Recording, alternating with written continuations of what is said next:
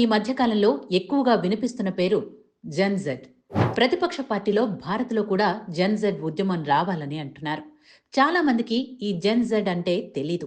25 ఏళ్లలోపు యువకులను జెన్‌జెడ్ అంటారు. జెన్‌జెడ్ యువకులు నేపాల్‌లో పెద్దగా ఉద్యమం జరిపి అక్కడున్న కమ్యూనిస్టు ప్రభుత్వాన్ని కూల్చివేశారు.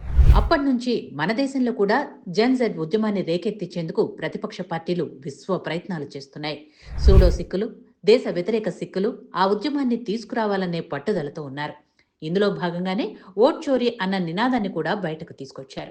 గతంలో ఈవీఎంలో హ్యాకింగ్ అయ్యాయి. అందుకే బీజేపీ ఎక్కడ పోటీ చేసినా గెలుస్తుందనే ఆరోపణలు చేసింది. ఒకవేళ బీజేపీ ఈవీఎంలు కనుక హ్యాకింగ్ చేసి ఉంటే మళ్ళీ ఓట్ చోరీ చేయాల్సిన అవసరం ఉండదు కదా అని బీజేపీ నాయకులు అంటున్నారు.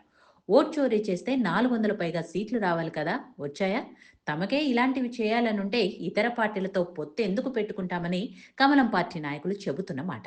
ఇక్కడ మరో విషయం ఏంటంటే, బీజేపీ బలపడుతున్న సమయంలో ఈవీఎంలను తీసుకొచ్చింది రాజీవ్ గాంధీ. ఇప్పుడు అదే ఈవీఎంల మీద రాహుల్ గాంధీ ఆరోపణలు చేస్తున్నారు. ఇక్కడితో ఆగకుండా మోడీ సర్కార్తో ఈసీ కుమ్మక్కైంది. కొన్ని వర్గాల ఓట్లను కావాలనే ఎన్నికల సంఘం తీసేస్తుంది. తర్వాత వాళ్ల రేషన్, ఆధార్ కార్డులను కూడా రద్దు చేసేస్తారు. అనంతరం వారిని వారి సొంత దేశాలకు పంపిస్తారని రాహుల్ గాంధీ బీహార్ అంతా ప్రచారం చేశారు. కానీ ఈయన ప్రచారం అంతగా వర్కౌట్ కాలేదు. దీంతో బీహార్లో లేవనెత్తాలనుకున్న ఈ జెన్‌జెడ్ ఉద్యమం కాస్త నీరుగారిపోయింది. అక్కడితో ప్రతిపక్షాలు ఆగకుండా లడఖ్లో జెన్‌జెడ్ ఉద్యమాన్ని ప్రారంభించేందుకు కాంగ్రెస్ పార్టీ నాయకులు విశ్వ ప్రయత్నాలు చేశారు. అందులో కొంతమేరకు సక్సెస్ అయ్యారు కూడా.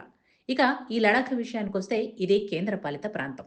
పైగా లడఖ్ చైనా సరిహద్దులకు దగ్గరగా ఉంటుంది. దీంతో నేషనల్ సెక్యూరిటీకి సంబంధించిన విషయంగా ఉండటంతో నరేంద్ర మోడీ ప్రభుత్వం లడఖ్ను కేంద్రపాలిత ప్రాంతంగా మార్చేసింది. అయితే తమకు రాష్ట్ర హోదా, రాజ్యాంగంలోని 6వ షెడ్యూల్ను అమలు చేయాలని కోరుతూ లడఖ్లో జెన్‌జెడ్ ఉద్యమాన్ని కాంగ్రెస్ పార్టీ చేసింది. ఈ ఉద్యమానికి కాంగ్రెస్కు చెందిన కౌన్సిలర్ నాయకత్వం వహించారు. అదే సమయంలో కాంగ్రెస్కు దగ్గరగా ఉండే సోనం వాంగ్చుక్ లడఖ్లో ఆమరణ నిరాహార దీక్ష స్టార్ట్ చేశారు. నేపాల్లో జెన్‌జెడ్ ఉద్యమం స్టార్ట్ అయిన సమయంలోనే సోనం దీక్షను ప్రారంభించాడు. దీంతో యువకులు కూడా ఉద్యమంలో భాగంగా పోలీసుల వాహనాలకు నిప్పు పెట్టారు. పోలీసులపై కూడా దాడి చేశారు. అంతేకాకుండా అక్కడి బీజేపీ ఆఫీసును కూడా కాల్చేశారు. నేరుగా కేంద్ర బలగాలపైనే పెట్రో బాంబులు విసిరారు. దీంతో కేంద్ర బలగాలు లాఠీచార్జ్ చేశాయి. ఇందులో 4 చనిపోగా మొత్తం 60 మందికి గాయాలయ్యాయి. అనంతరం లడఖ్లో 144 సెక్షన్ విధించారు. అంతేకాకుండా గత 15 రోజుల నుంచి నిరాహార దీక్ష చేస్తున్న సోనంకు సీరియస్ వార్నింగ్ ఇచ్చింది ఆర్మీ.